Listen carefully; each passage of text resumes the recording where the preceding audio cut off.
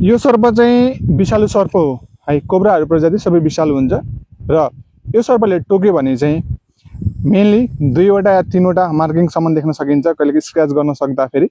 र सर्पले टोकिसकेपछि चाहिँ हातहरू सुन्निने हैन, रिङ्गटाहरू लाग्ने, त्यसै गरी चाहिँ बाइट मार्कहरू देखिने चान्सेसहरू धेरै हुन्छ। र त्यही भएर चाहिँ यस्तो केही मार्किङहरू देखेमा हामीले चाहिँ बडीहरुमा लगाएको टाइट कपडाहरू छन् त्यसलाई लुज गरिदिने, औँठी रिङहरू छ भने त्यसलाई खोलिदिनेहरू गर्नुपर्छ।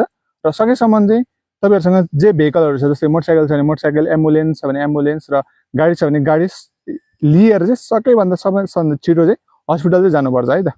सो यस्ता सर्पहरू फेरि छुट्टै महत्त्व हुन्छ हाम्रो इन्भाइरोमेन्टमा, जस्तै कि मुसाहरू खाइदिने, विषालु सर्पहरूले विषालु सर्पहरू खाइदिने जस्ता क्रियाकलापहरू पनि गरिरहेको हुन्छ। त्यही भएर चाहिँ सर्पहरूको र अर्को एउटा मुख्य कुरा भनेको चाहिँ सर्पको एन्टिभेनम चाहिँ सर्पबाटै बन्ने हो। त्यही भएर चाहिँ यस्तो सर्पहरूलाई पर्यावरणमा ठुलो महत्त्व हुन्छ। त्यही भएर सर्पलाई बचाउनु पनि जरुरी छ।